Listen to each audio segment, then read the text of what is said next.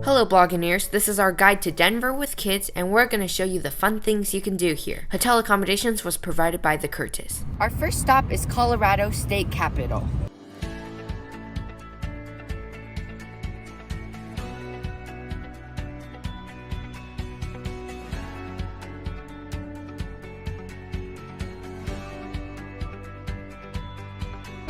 Yeah, they have portraits of all the past presidents and now they have Donald Trump on there.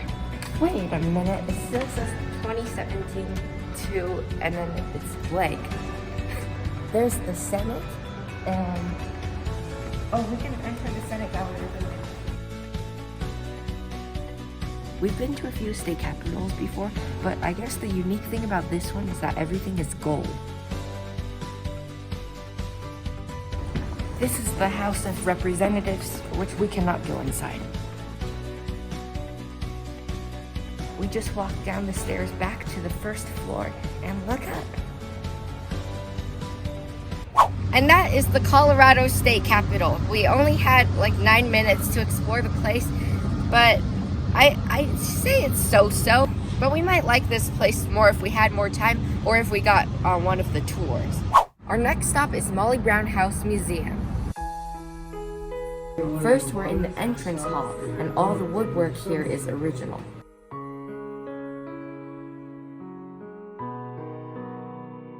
This is the dining room, and the ceiling of the dining room is supposed to resemble a greenhouse. This is probably the food they used to eat. Pies and a bunch of sweets. That's their plates. And why is there a deer head? I wouldn't want to look at the deer heads while I'm eating. This is the library. Oh, these are old photographs of the house. Still looks pretty much the same now. There's boats. There's a picture of the Titanic here, and that's because Molly Brown was one of the survivors of the Titanic. This is the lifeboat number 6 that Molly Brown was in. And here's the Carpathia, which was the rescue ship. It seems like Molly Brown became a musical because of her Titanic experience. The unsinkable Molly Brown. And these are all posters from back then.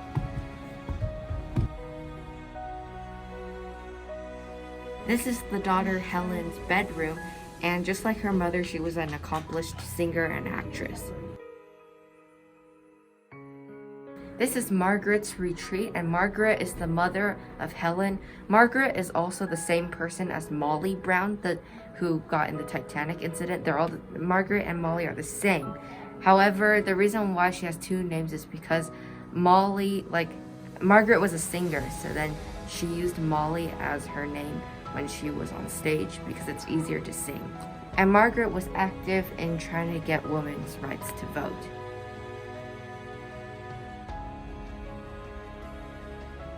And now we're going to floor 3, the servants' quarters.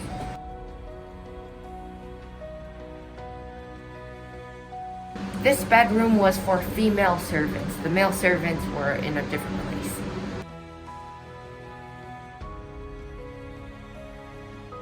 This is the kitchen.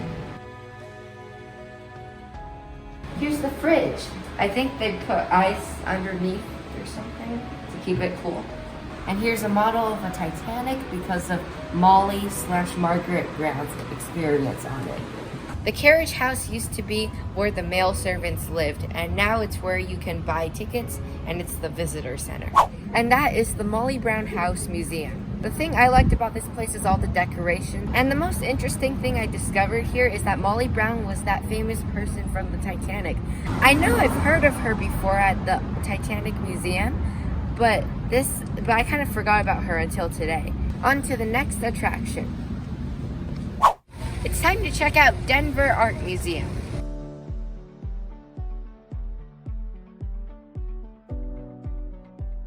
We're gonna check out Symphony Zoub, Oracles of the Pink Universe.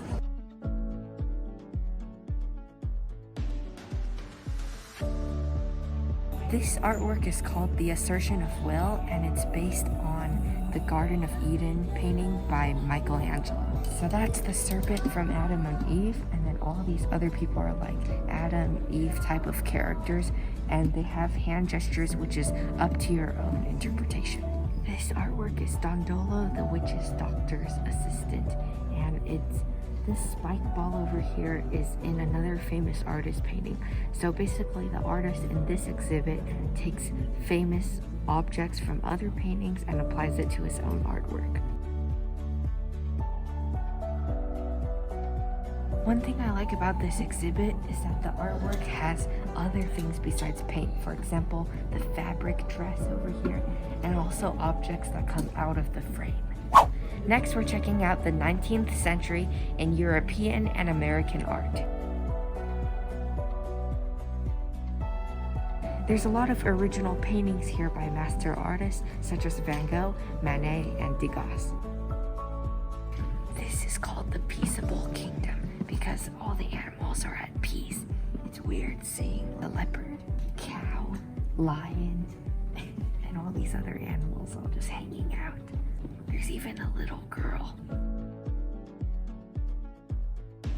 They have an exhibit on only frames, and I guess the frame just depends on what type of painting it is, so that it fits the theme. This exhibit is called Each Other.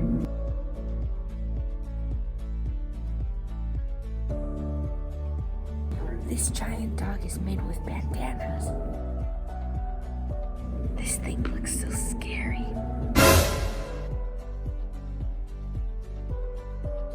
This is a giant snake made with random objects, including tires for its body. And the name of the giant snake is This Is Not a Snake. We are at the storytelling studio and we'll be making a storyboard.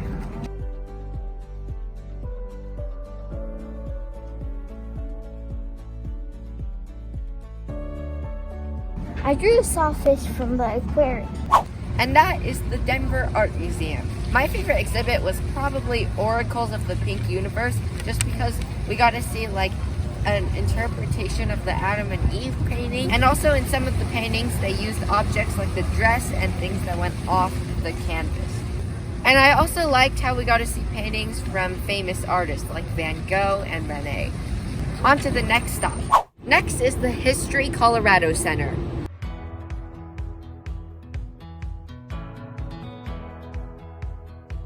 First, we're gonna check out What's Your Story?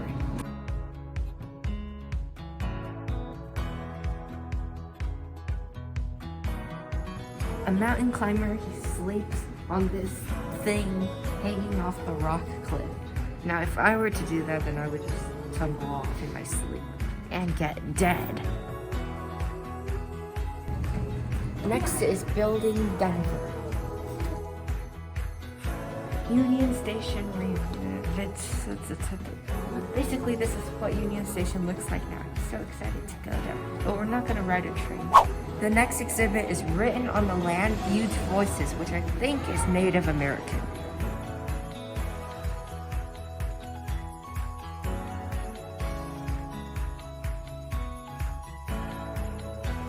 The next exhibit is Zoom In, the Centennial State in 100 Objects. All 100 objects have something to do with Colorado's history, and this is the Colorado State Constitution. That's the plaque for Rocky Mountain National Park. Yeah, what he said.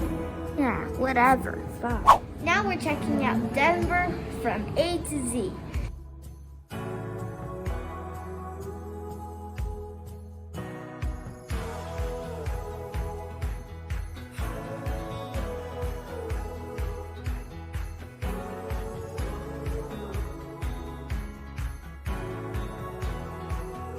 The next gallery is Borderlands of Southern Colorado.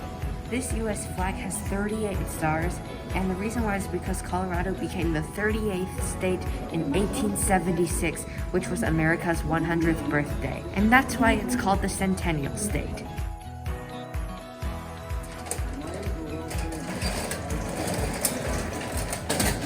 I'm your shift boss, and I need you to step into the cage.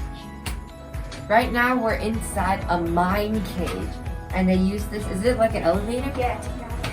Wow. There's signs on the cage, and I'm gonna open it back up. It's gonna make a loud noise. Okay, exit it. Wait, what's going on here?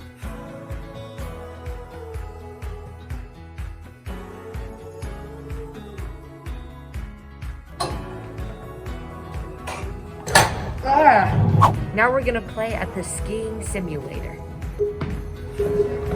One. Oh my gosh, it lowers. Wait, what?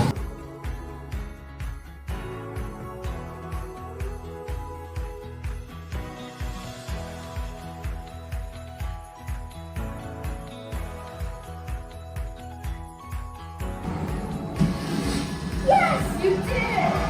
I did it. And that is the History Colorado Center. Brother, what do you like about this museum?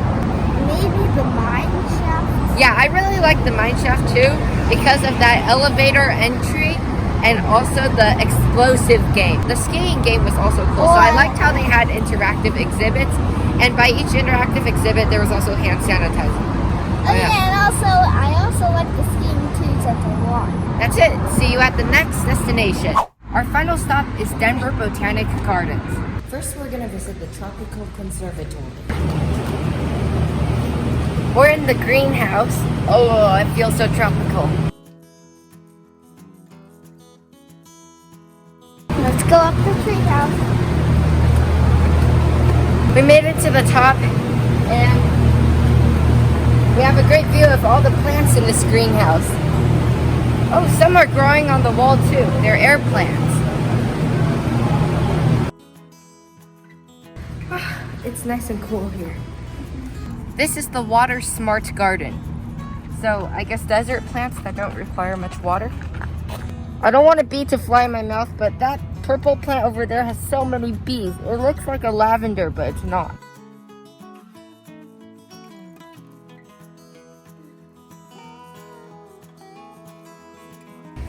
This is a cool lake, and it has plants in the middle.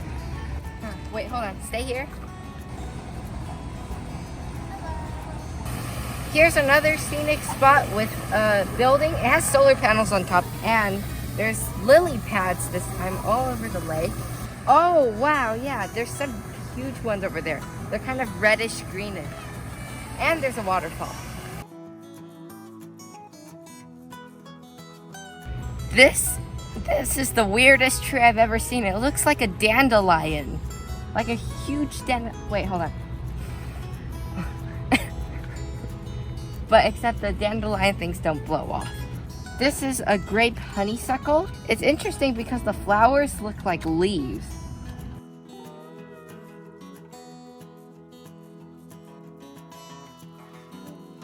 Now we're entering the Japanese garden. Whoa, there's a cool view of this garden from the gazebo. One thing I like about Denver Botanical Garden is that there's so many ponds, and they all have cool stuff in the middle of them, like lily pads and flowers, and in this case, a rocky scenery. There's a koi fish. There's a koi fish.